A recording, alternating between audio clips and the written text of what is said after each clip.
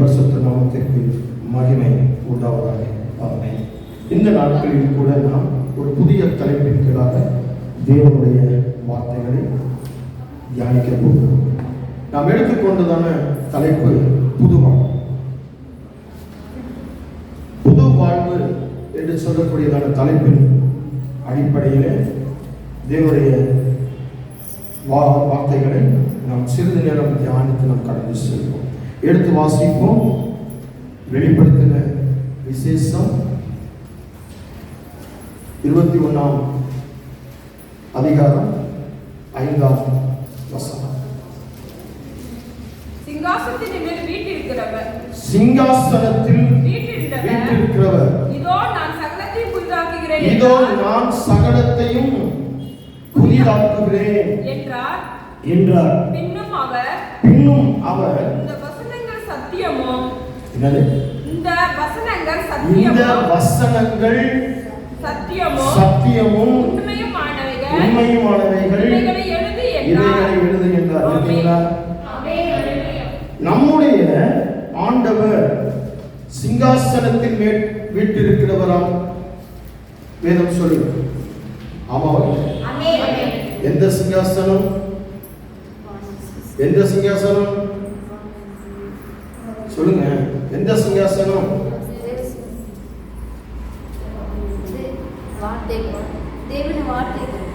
எந்த சிங்காசனம்?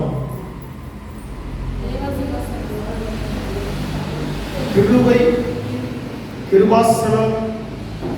இதெல்லாம் எதிலிருந்து உருவாக்கப்பட்டிருக்கிறது? கர்த்தராகிய இயேசு கிறிஸ்துவின் மூலமாக உருவாக்கப்பட்டிருக்கிறது. இயேசு கிறிஸ்துவின் வார்த்தையுமாக சத்தியமாக இருக்கிறார்.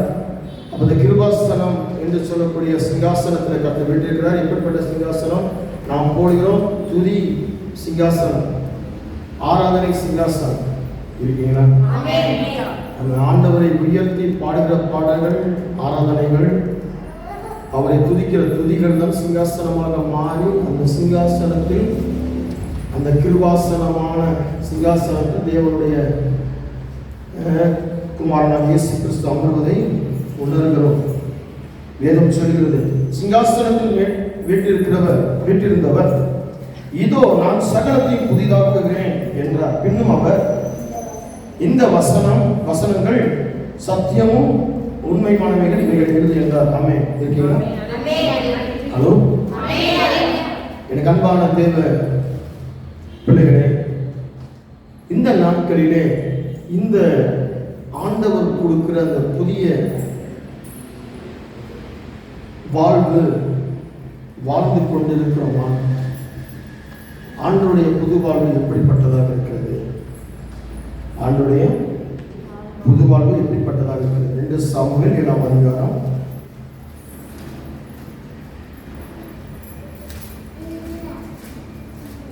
வாசிப்போம். 25, 26, 27 வசனங்களை. இப்போதும் தேவனாகிய கர்த்தாவே நீர் உமது அடியானையும் அவன் வீட்டையும் குறித்து சொன்ன வார்த்தையை என்றென்றைக்கும் நினைவுறப்படுத்த தேவரீர் சொன்னபடியே செய்தருளும். கொஞ்சம் பாட்டுங்க. அங்க நம்ம வாசிக்கும் பொழுது என்ன வாசித்தோம்? இந்த வசனங்கள் சத்தியமும் உண்மையாக இருக்கிறது. இது வெளிப்படுத்தின விசேஷத்துல எழுதப்பட்டது. இதுக்கு முன்பதாக 2 சாமுவேல் 7ஆம் அதிகாரத்துல அவருடைய சிங்காசனத்தை உருவாக்கின, எப்படி தாவீதின் வழியில் வந்தவர் தானே, தாவீதுக்கு தெரியப்படுத்தின வார்த்தை. அதுக்கு அவனுக்கு புரியல. திரும்ப விளக்கத்தை கேட்கும். தவறாக புரிஞ்சுக்கிறேன், அர்த்தங்களை தவறாக புரிஞ்சுக்கிறேன். இப்போதும் தேவனாகிய கர்த்தாவே நீர் உமது அடியானையும் அவன் வீட்டையும் குறித்து சொன்ன வார்த்தையை என்னைக்கும் நினைவரப்படுத்த தேவரீர் சொன்னபடியே செய்ததும். அப்ப அவருடைய வசனங்கள் உண்மையும் சத்தியமானவைகளாக இருக்கிறது. அடுத்து சொல்லுங்கள். அப்படியே சேனைகளின் கர்த்தர் இஸ்ரவேலின் மேல் தேவனானவர் என்று சொல்லி உம்முடைய நாமம்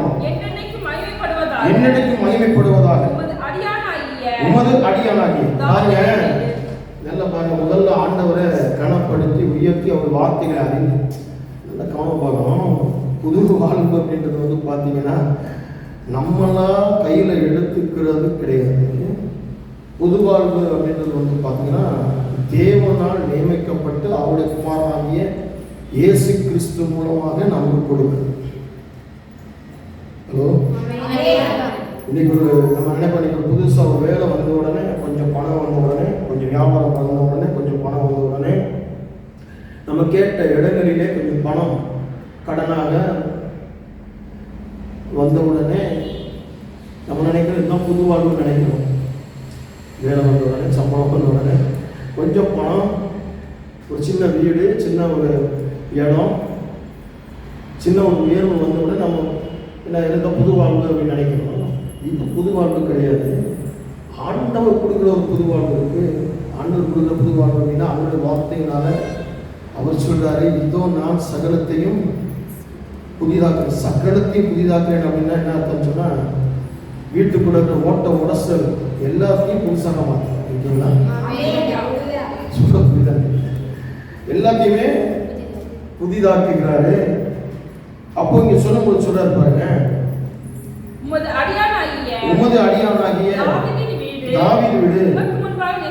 அப்போ தேவனுக்கு முன்பதாக நிலை நிற்பதாக, நம்முடைய வீடு தேவனுக்கு முன்பதாக நிலை நிற்பதற்காக அவர் சகலத்தை புதிதாக்குகிறார் என்று சொன்னால், அவருடைய பார்வைக்கு நேராக, அவருடைய பிரசனத்துக்கு நேராக, அவருடைய முகத்துக்கு நேராக அவருடைய அந்த பிரகாசம், அவருடைய முகத்தின் பிரகாசம் நம்ம வீட்டின் மேல நேரடியாக இறங்குவதற்காக சொல்வது இல்லையா, செய்கிற வேலைகள், வியாபாரங்கள், படிப்புகள், உங்க பிள்ளைகள் மேல, உங்க குழந்தைகள் மேல, உங்க பிள்ளைகள் மேல, உங்க கணவர் மேல, உங்க மனைவி மேல, உங்க சபை மேல, உங்க தேசம் பட்டண எல்லைகள் மேல, உங்க பிள்ளைகளுடைய பிள்ளைகள் மேல, ஆமென், அவருடைய முகத்தின் பிரகாசம்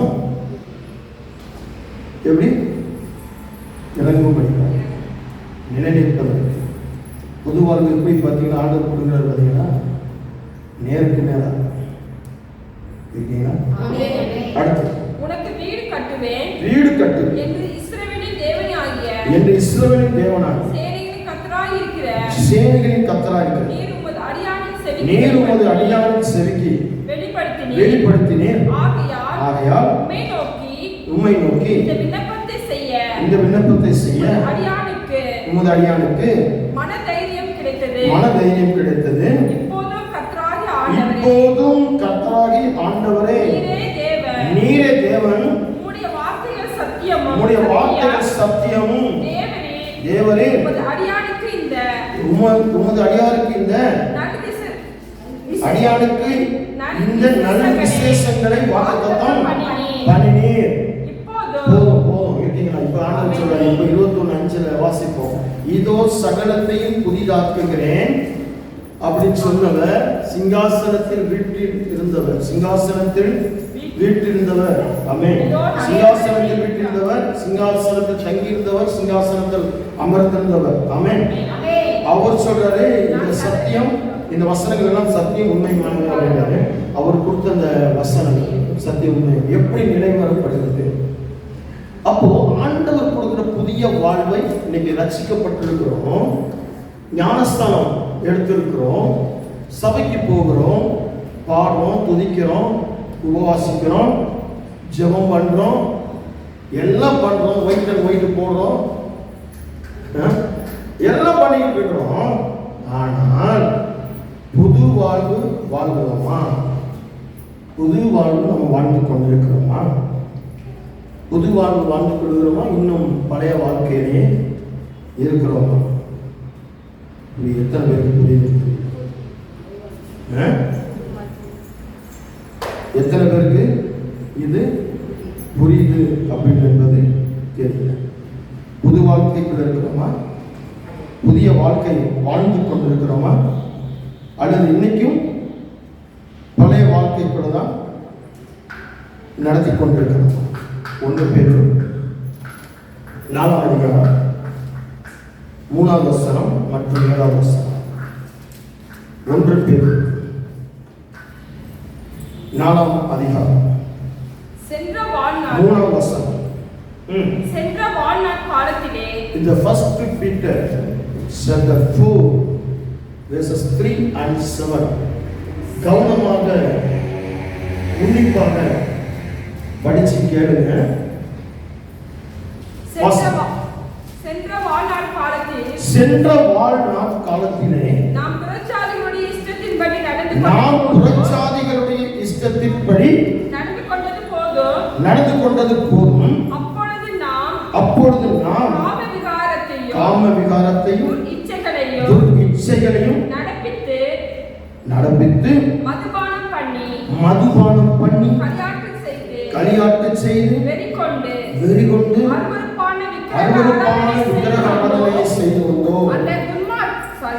7ஆம் வசனம். எல்லாவற்றிற்கும் முடிவு சபிதமாயிற்று. ஆகையால் தெளிந்த புத்தி உள்ளவர்களாய் இருந்து ஜாக்கிரதையாக இருப்போம். அல்லேலூயா. இப்போ உணர்ந்து பாருங்க, ரட்சிக்கப்பட்டிருக்கிறேன், ஞானஸ்நானம் எடுத்திருக்கிறேன், சபைக்கு போறேன், நல்ல சபை, நல்ல ஊழியக்காரன், நல்ல வார்த்தை, நல்லதான் போயிட்டு இருக்கு. ஆனால் என்னுடைய சென்ற வாழ்நாள், அந்த புறஜாதிகளுடைய வாழ்க்கை, அந்த புறஜாதிகளோடு சேர்ந்து வாழ்ற வாழ்வு இன்னும் என்னோடு தொடர்பு இருக்கிறார். களியாட்டு, சிகரெட்டு, மதுபானங்கள், விபச்சாரங்கள், காம விகாரங்கள், விக்கிரக ஆராதனைகள், இப்படி போயிட்டு இருக்கா. விக்கிரக ஆராதனைக்கு இன்னொரு பொருள் உண்டு, பொருளாசை குறிக்கிறது. விபச்சாரம், வேசித்தனம், காம விகாரத்திற்கு இன்னொரு அர்த்தம் இருக்குது. மாம்சத்தின் இச்சை, மாம்சத்தின் பெருமை.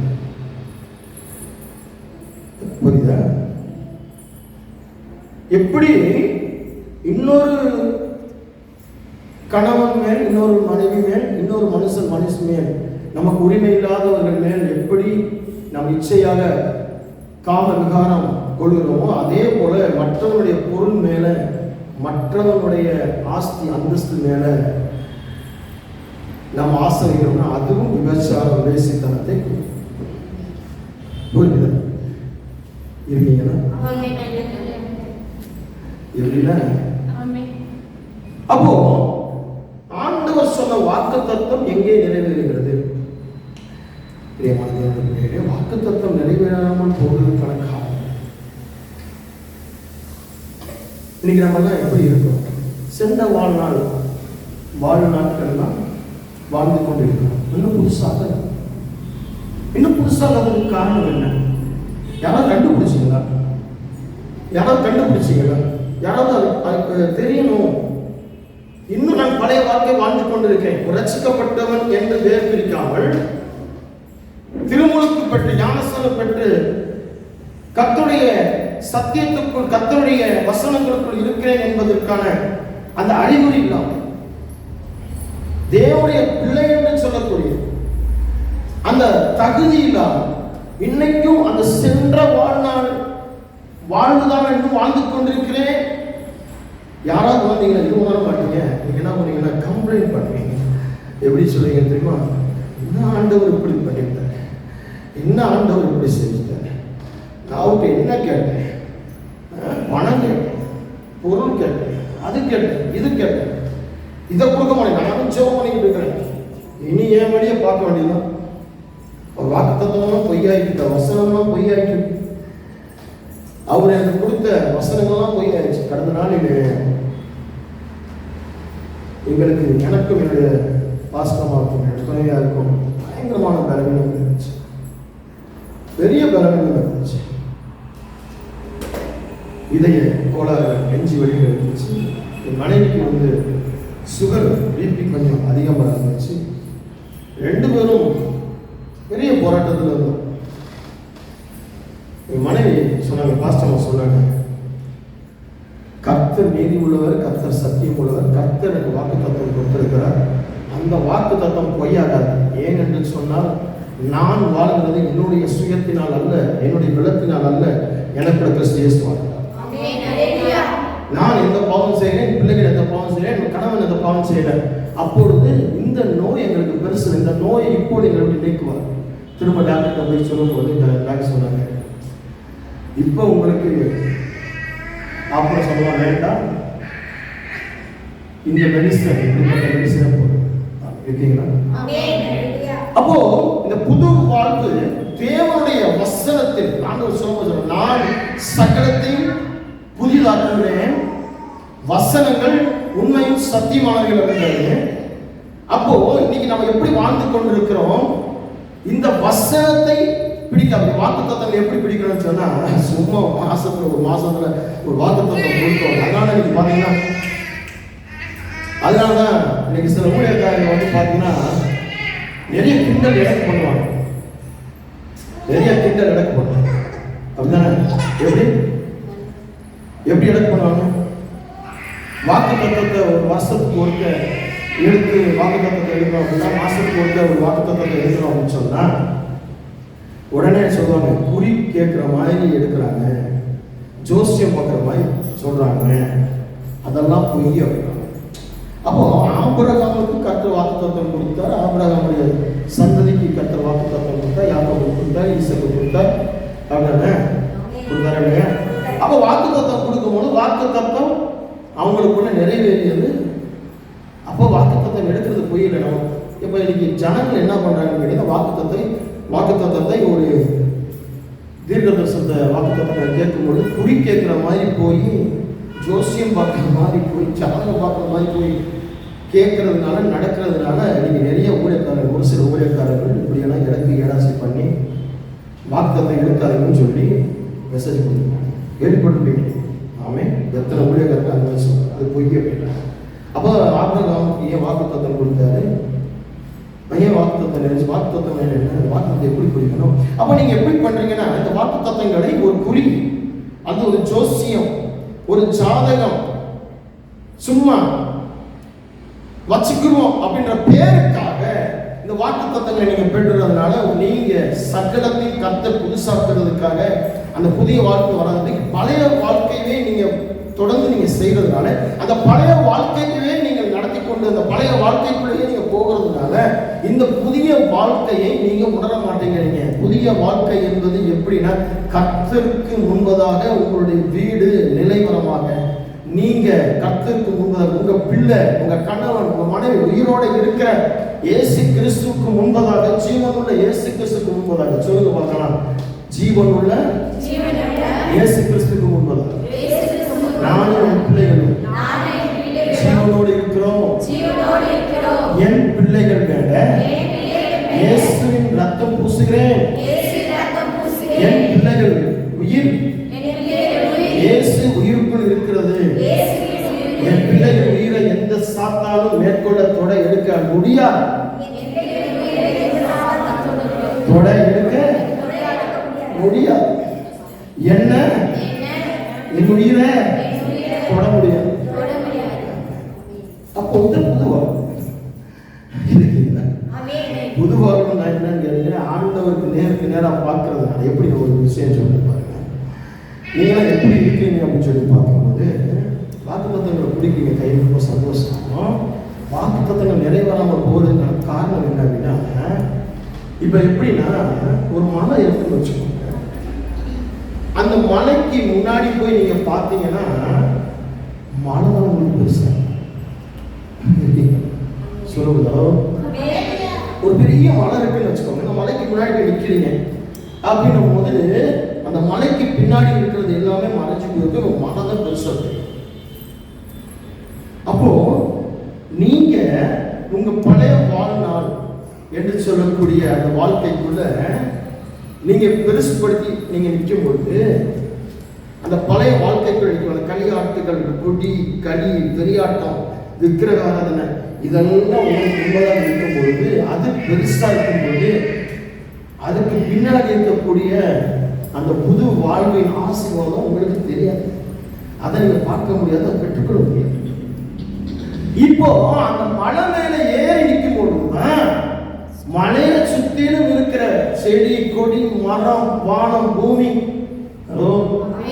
ஆண்டவர் படைச்சு உங்களுக்காக வச்சிருக்கிற வீடு வாசல் நிலம் புறமெல்லாம் பார்க்கும் பொழுது எப்படி இருக்கும்? அப்போ நீங்க இந்த பழைய வாழ்க்கைக்குள்ளேயே இருக்கும்போது, இந்த பழைய வாழ்க்கையவே இப்படி வச்சு நீங்க பார்க்கும்போது, இந்த பழைய வாழ்க்கையுடைய அந்த சூழ்நிலை, அந்த பழைய வாழ்க்கையுடைய தன்மை உங்களை கர்த்தர் கொடுக்கிற அந்த புதிய வாழ்க்கையை காணவோ அனுபவிக்கவோ செய்யும். புரியுது? இந்த எக்ஸ்பிளனேஷன் போதுமா? நான் சொல்றது, நீங்க இந்த பழைய வாழ்க்கையவே முன்னாடி வச்சுக்கிட்டு அந்த விக்கிரக ஆராதனைய பாவத்தை சாபத்தை நினைவுகளை வச்சுக்கிட்டு அதுவே மலைக்கு முன்னாடி நினைக்கிட்டு இருக்கும்போது, இந்த மலைக்கு பின்னாடி இருக்கிற தெரு வீடு வாசல் காடு கரை நிலம் குளம் கடல் இதெல்லாம் உங்களுக்கு என்ன செய்யும் தெரியாது. அப்போ இந்த சூழ்நிலை உங்களுடைய பாடு வந்து ஒரு பிரச்சனை. அப்ப நீங்க என்ன சொல்லுவீங்க? பிரச்சனை குடிக்கிற மாஸ்டர் பிரச்சனை, போராட்டம், கவலையா, எனக்கு எங்க வழியும் தெரியல, அதனால விக்கிரகாராதனைக்கு போயிட்டேன். யாரும் செய்யாத ஒரு தவறை நான் செய்யறேன். இப்படியெல்லாம் நம்ம என்ன பண்ணுவோம்? மேற்கொண்டு கொடுப்போம். அப்போ மலைக்கு மேல, மலைக்கு முன்னாடி வெடிக்கிறது இது, மலைக்கு மேல ஏறி உங்க பழைய வாழ்க்கைய கீழே போட்டுட்டு அதுக்கு மேல ஏறி பார்க்க பொழுதுதான் சாமுவேல் புஸ்தகம் 7ஆம் அதிகாரத்தில் பார்த்தோமே. அடுத்த கடைசி வாசகம் 2 சாமுவேல் 7ஆம் அதிகாரம் கடைசி வசனம். உனக்கு வீடு கட்டுவேன் என்று இஸ்ரவேலின் தேவனாகிய சேனைகளின் கர்த்தராய் இருக்கிறார். நீர் உமது அடியானின் செவிக்கு வெளிப்படுத்தினீர். ஆகையால் உம்மை நோக்கி இந்த விண்ணப்பத்தை செய்து உமது அடியானுக்கு மனதைரியம் கிடைத்தது. இப்போதும் கர்த்தராகிய ஆண்டவரே, நீரே தேவன், உம்முடைய வார்த்தையோ சத்தியம். தேவரீர் உமது அடியானுக்கு இந்த நல் விஷயங்கள் வாக்குத்தத்தம் பண்ணினீர். நல் விசேஷங்கள் வாக்குத்தத்தம் பண்ணினீர். இந்த புது வாழ்க்கை ஆண்டவர் கொடுத்த வாக்கு தத்துவங்க. ஹலோ, புது வாழ்க்கை ஆண்டவர் கொடுத்த வாக்கு தத்துவம், அவங்களுடைய வாக்கு தத்துவம், அவருடைய வசனங்கள் உண்மையும் சத்தியமுமாக இருக்கிறது. எப்படி கடைசி வசனம் சொல்லுவாங்க? இப்போதும் ஒரு அடியானின் வீடு என்றைக்கும் உமக்கு முன்பாக இருக்கும்படி அதை ஆசீர்வதித்தரும் கர்த்தரான ஆண்டவராகிய தேவரீர் அதை சொன்னீர். உங்களுடைய ஆசீர்வாதத்தினாலே நீங்க சொன்னீங்க, நீங்க சொன்னீங்க. ஹலோ, நீங்க சொன்னீங்க. ஹலோ, நீங்க சொன்னீங்க, நீங்க சொன்னபடியே ஆசீர்வதிச்சு அடியாரின் வீடு ஆசீர்வாதமாக. அப்போ இந்த புதிய வாழ்வுக்குள்ள கர்த்தருடைய மிகப்பெரிய ஒரு ஆசீர்வாதம் இருக்கு பாருங்க. மிகப்பெரிய ஆசீர்வாதம். கர்த்தர் சொன்ன சகலத்தையும் நான் புதிதாக்குகிறேன் அப்படின்னு.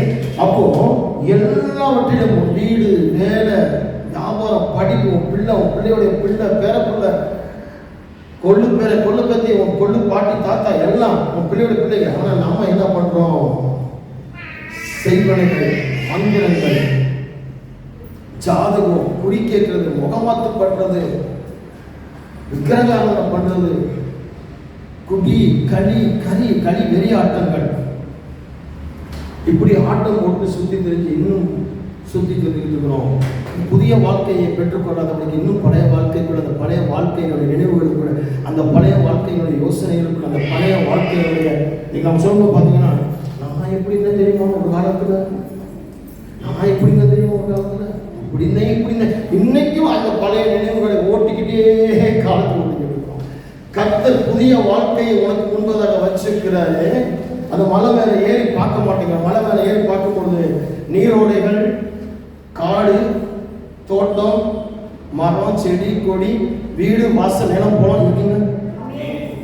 இதை பார்க்கணும். முன்னாடி இருக்கிறத பார்க்கணும். ஆபிரகாமை குறித்து சொல்லும்போது சொன்னாரு, நீ கண் கொண்டு பக்கம் எமட்டு அமிடம் தருவேன் சொன்னாரு. சந்ததிகளை இந்த தேசத்தில் ஆசீர்வதிப்பேன், உன் பிள்ளைகளுடைய பிள்ளைகளை ஆசீர்வதிப்பேன் என்று சொன்னார். தாவீதுக்கு சொல்லும் பொழுது, நீ உன் பிள்ளைகளுடைய பிள்ளைகளை காண்பார், இஸ்ரவேலுக்கு ஒரு சமாதானத்தை காண்பார் என்று சொன்னார். அப்போ அவங்களுக்குள்ள நிறைவேறின புது வாழ்க்கை ஏன் எனக்குள்ள உங்களுக்குள்ள நிறைவேற மாட்டேங்குதுன்னு சொல்லி நம்ம முதல்ல உட்காந்து யோசிக்கணும். காரணம் என்ன? காரணம் என்ன? அந்த வார்த்தை பிடிக்க மாட்டேன். ரெண்டு வாசிப்போம். எசேக்கியேல் புஸ்தகம் 11வது அதிகாரம் 16-21. எசேக்கியேல் chapter 11 verses 16 to 21. ஆகையால் நான் அவர்களை தூரமாக எசேக்கியேல் 11வது அதிகாரம் 16 ஆமா 14 முதல் கொண்டு 21 வசனம். ஆகையால் நான் அவர்களை தூரமாக புறஜாதிகளுக்குள்ளே துரத்தியிருந்தாலும், நான் அவர்களை தேசங்களை சிதறடித்தாலும், நான் அவர்கள் போன தேசங்களில் அவர்களுக்கு கொஞ்ச காலத்துக்கு பரிசுத்த ஸ்தலமாக இருப்பேன் என்று கர்த்தராகிய ஆண்டவர் உரைக்கிறார் என்று சொல்.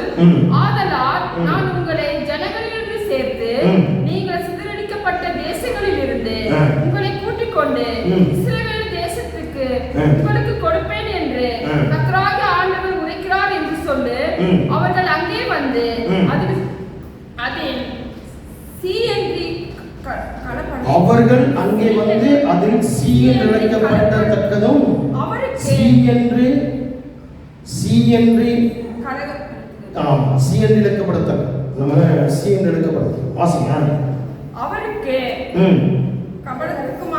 அருவருக்கப்படத்தக்கதுமாயிருக்கிறது எல்லாம் அதிலிருந்து நல்லா கவனமா பாருங்க.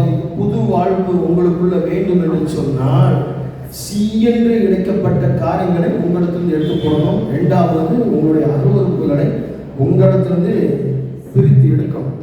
இது ஆண்டவர் செய்ய மாட்டார். இருக்கீங்களா? ஆண்டவர் செய்ய மாட்டார். இப்ப நீங்க என்ன செய்ய? கையில உங்க கையில தான் என்ன இருக்கு? இப்ப சாவி இருக்கு. ஆண்டவர் சொன்ன என்ன சொன்னாரு? பூமியில எதை கட்டுவீங்களோ அது பரலோகத்துல கட்டணும். பூமியில எதை நீங்க அவுக்குறீங்களோ அது பரலோகத்திலும் அவுக்கும். அப்போ அந்த சாவி, அந்த கீ உங்கள்கிட்ட கொடுத்தாச்சு. அந்த வசனங்களை நிறைவேறும்படியாக, அந்த வாக்குத்தத்தம் நிறைவேறும்படியாக உங்களுக்கு கர்த்தர் என்ன பண்றார்? அதிகாரம் கொடுத்துட்டார். நான் உங்களுக்கு அதிகாரம் கொடுக்கிறேன் அப்படின்னு சொல்லி உங்களுக்கு அதிகாரம் கொடுத்துட்டாரு. இப்போ அந்த அதிகாரத்தை நீங்க செயல்படுத்தணும். செயல்படுத்தி முதல்ல என்ன பண்ணணும்? ஆண்டவர் உங்களுக்கு கொடுப்பேன் என்று சொன்ன தேசத்துல உங்களை கூட்டிக் கொண்டு வந்து வசிக்காரு. உங்களை கர்த்தர் கூட்டிட்டு வந்த தேசத்துக்குள்ள நீங்க வந்துட்டீங்க. இப்ப நீங்க புதிய ஒரு தேசத்தை எடுத்தீங்க. ஞாபகம் சொல்லுங்க.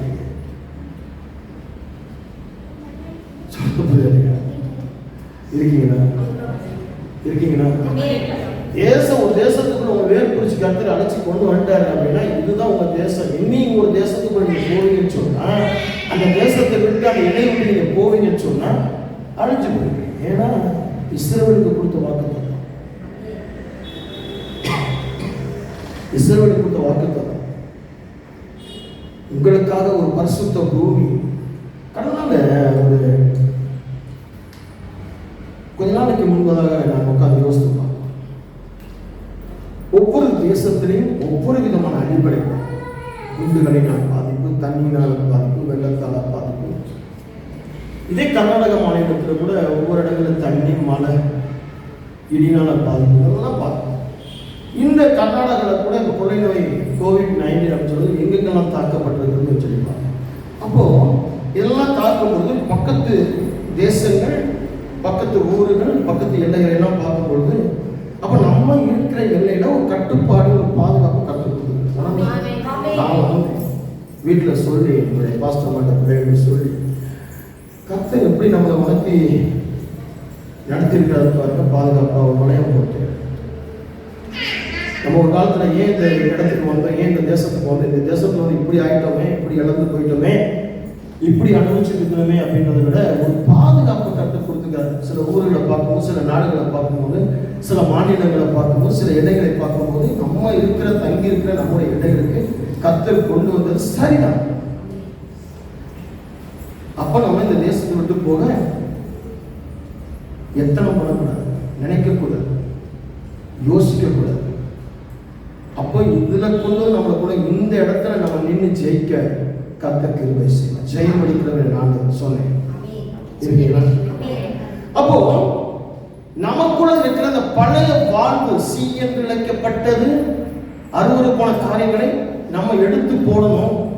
அப்போ இந்த புது வாழ்வை நம்ம அனுபவிக்க முடியும். வாசிக்க தொடர்ந்து அவர்கள் வந்து அவர்கள் என் கட்டளையின்படி நடந்து என் நியாயங்களை கைக்கொண்டு அவைகளின்படி செய்ய. நல்லா பாருங்க, அவருடைய கட்டளைகளை அவருடைய நியாயங்களை நான் கை. இப்ப வந்து நமக்கு ஒரு பிடிக்கும்,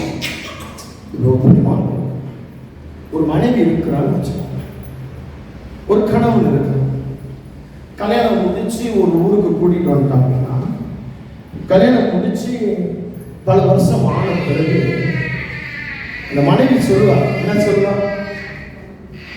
என்ன சொல்லு மனைவி என்ன சொல்லு, உன்னை நம்பி என் வீட்டை விட்டு, எங்க அப்பா விட்டு, எங்க அம்மா விட்டு, அண்ணன் தம்பி அக்கா தங்கச்சி விட்டு, காடு விட்டு, கரை விட்டு, எனக்காக எங்க அப்பா செல்லமா சேர்த்து வச்சிருந்த எல்லா பாசத்தரம் அப்படின்னு எல்லாத்தையும் விட்டு உன் கூட வந்து இத்தனை நாள், இத்தனை மாசம், இத்தனை வருஷம் ஆச்சு. நீ எப்படி என்னை வச்சிருக்க, எப்படி நடத்துற, எதை வச்சு கேட்போம், என்ன பிடிமோ,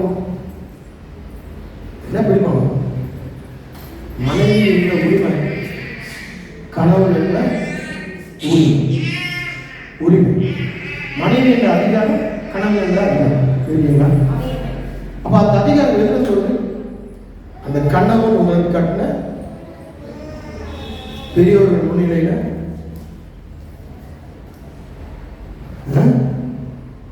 பெரியவர்கள் முன்னிலையில தேவனுடைய வாசனங்களை சொல்லி அறிக்கைகள் பண்ணி கைப்பிடிச்சு அந்த உரிமை இருக்குங்க, உரிமை இருக்க இல்லையா? அப்போ நம்ம ஆண்டவர்கிட்டையும் ஒரு உரிமை இருக்கு.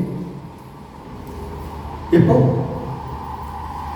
அவர் மணவாளன், நம்ம மணவாட்டி. எப்படி மணவாளன் மணவாட்டியான அவருடைய கட்டளைகளையும் அவருடைய நியாயங்களையும் நீங்களும் நானும் கடைபிடிக்கும் பொழுது உரிமை. இப்ப அவர் ஆண்டவரை பிடிச்சு கேட்க, உடுக்கி கேட்க, என்ன ஆண்டவரே இந்த தேசத்துக்கு கொண்டு வந்து, இந்த ஊருக்கு கொண்டு வந்து, இந்த வேலையை கொடுத்து, வியாபாரத்தை கொடுத்து, இப்படி ஒரு வாழ்க்கை கொடுத்து, இப்படி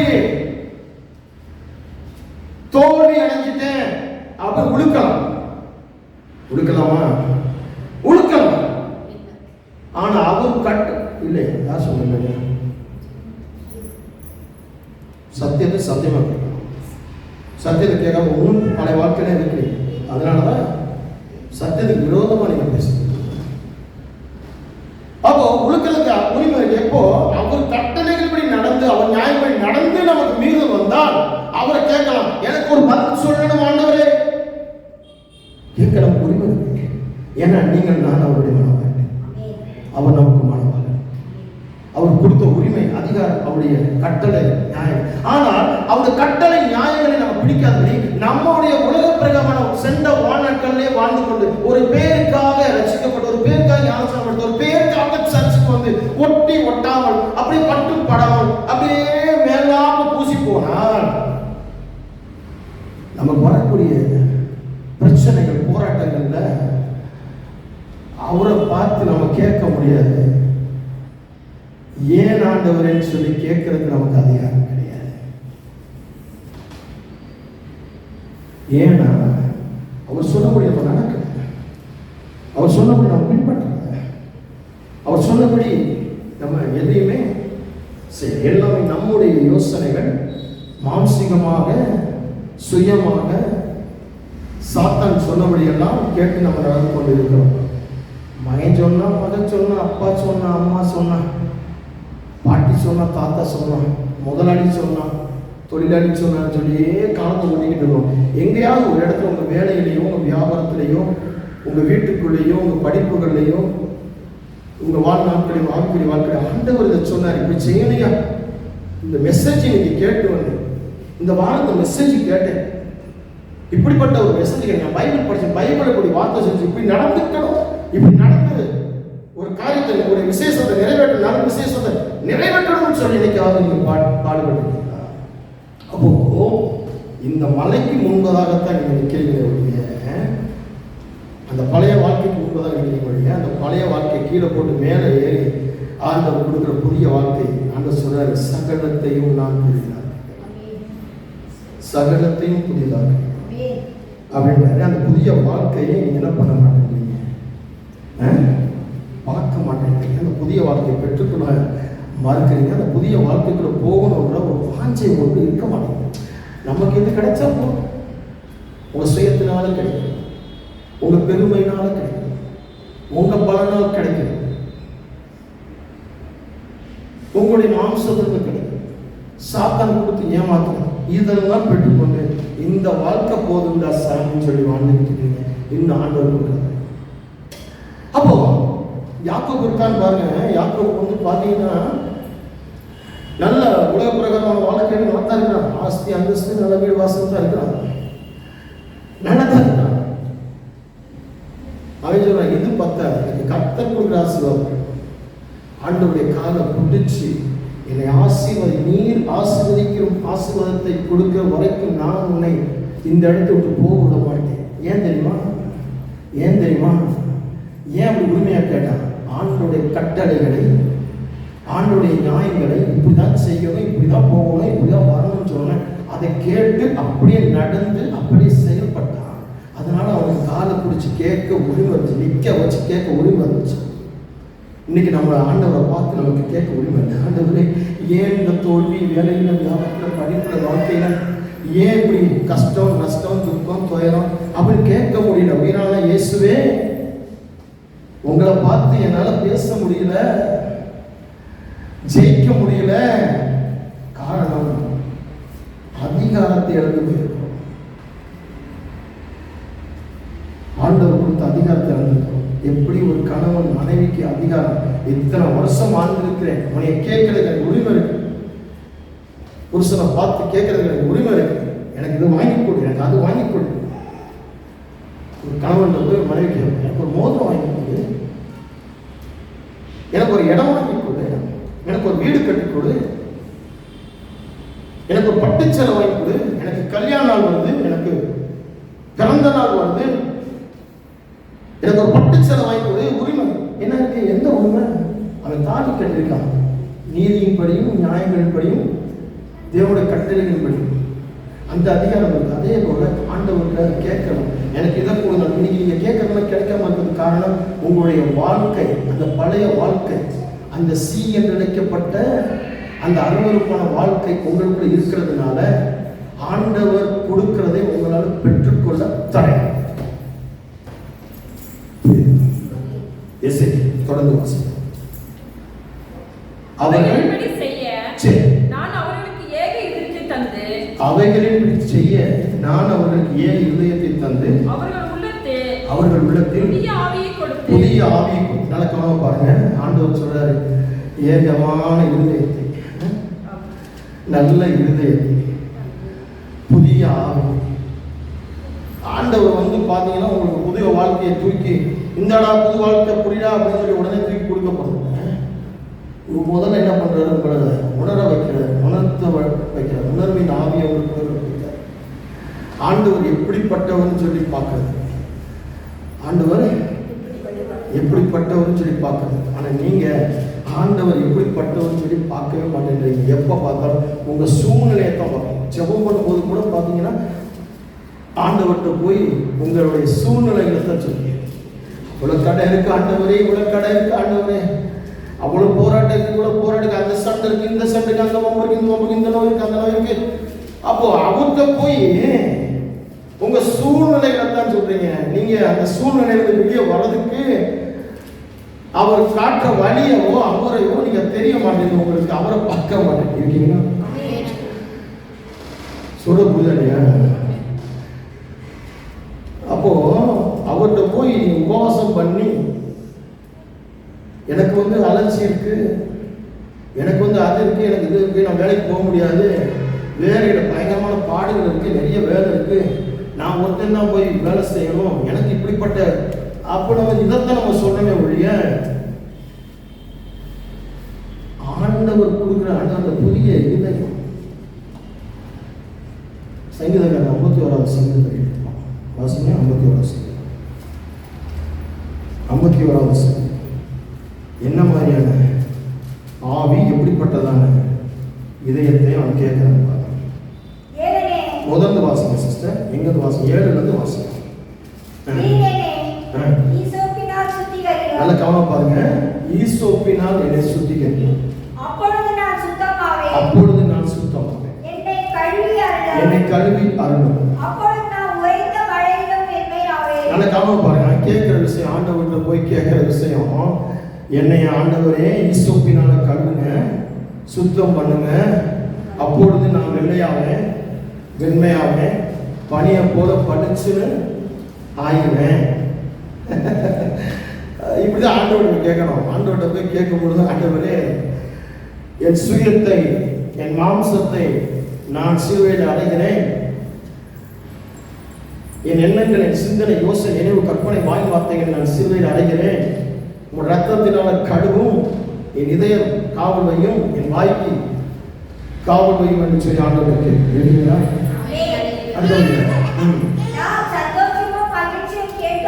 அடுத்து சொல்றேன், நான் சந்தோஷமும் மகிழ்ச்சியும் கேட்கும்படி செய். அப்பொழுது நீர் நொறுக்கின எலும்புகள் களிகூரும். என் பாவங்களை பாராதபடிக்கு நீர் உமது முகத்தை மறைத்து. முதல்ல என் பாவங்களை, என் அக்கிரமங்களை நீக்கி மறைத்து உரிச்சி எல்லாத்தையும் குப்பையில போட்டு எனக்கு அக்கறையில போட்டு புது வாழ்வு எங்கெல்லாம் தடையா இருக்கு, புது வாழ்க்கைக்கு போகாத தடை. இன்னைக்கும் பழைய வாழ்நாள், அந்த பழைய வாழ்நாட்களுடைய வாழ்க்கையை தான் நம்ம வாழ்ந்து கொண்டிருக்கிறோம். இன்னும் புதிய வாழ்க்கை, ஆண்டவருக்கு புதிய வாழ்க்கையில் போல. ரட்சிக்கப்பட்டது வேஸ்டா இருக்கு, ஞானஸ்நானம் எடுத்தது வேஸ்டா இருக்கு. சத்தியம், அவருடைய வசனங்கள் சத்தியம் உண்மையாக இருக்குன்னு சொல்லுது. நம்ம சத்தியத்தையும் வசனங்களை படிக்க மாட்டேங்கிறோம், பிடிக்க மாட்டேங்கிறோம், அது மாதிரி நடக்க மாட்டேங்கிறோம். நம்ம என்ன எப்படி இருக்கோம்? பிரசங்கத்துக்கு நேருக்கு மாறாக, தேவனுடைய வார்த்தைக்கு நேருக்கு மாறாக, அவருடைய கட்டளைகளுக்கு நியாயங்களுக்கு நேருக்கு மாறாக, எல்லாத்தையும் சுயத்தில் எழும்பி எல்லாம் மலைக்கு முன்னாடி நினைக்கிறோம், மலைக்கு மேலே ஏற மாட்டேங்கிறோம். அதனாலதான் இன்னைக்கும் இருக்கிற இடத்துல, ஆரம்பிக்கப்பட்ட இடத்துல நம்ம வாழ்க்கை அப்படியே நிற்குது. அப்படியே என்ன இருக்கு? ஃப்ரீஸ் ஆகி போய் நம்ம நிற்கிறோம். வாசி.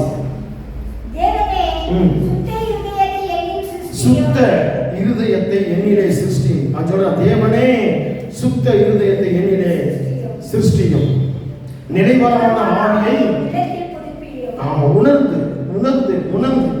அடுத்து சொல்றோம், உங்க சமூகத்தை விட்டு பரிசுத்தாவியிலிருந்து எடுத்துக்கொள்ளாமல் அப்படின்னா, இப்ப பாருங்க, இந்த மாதிரி தான் இப்ப அங்க சொல்றாங்க. எஸ்ஐகேல் மூலமா சொல்றாங்க. என்ன சொல்றாரு? வாசிப்பாங்க. அவைகளின்படி செய்ய சரி, நான் அவர்களுக்கு ஏக இதயத்தை தந்து. அவைகளின்படி செய்ய, எந்தபடி செய்ய?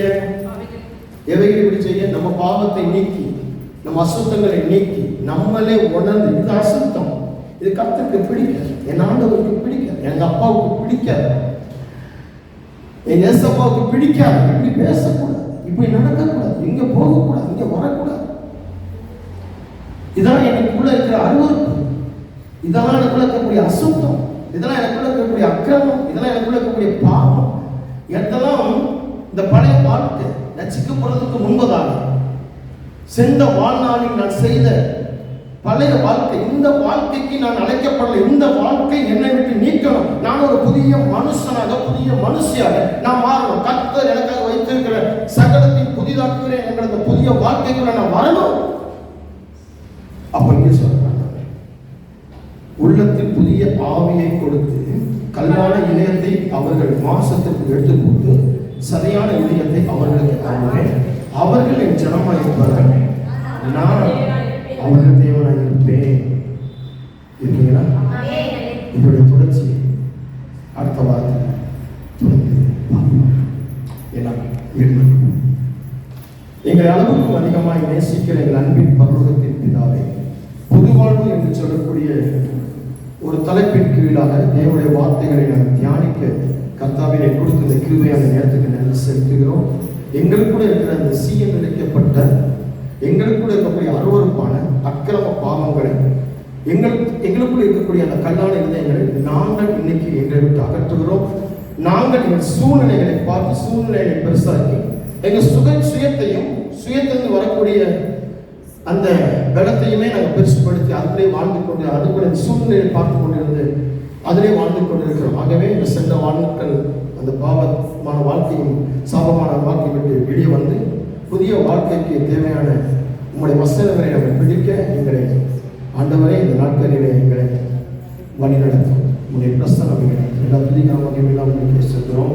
இயேசு கிறிஸ்துவின் நாமத்தில் ஜெபிக்கிறோம்.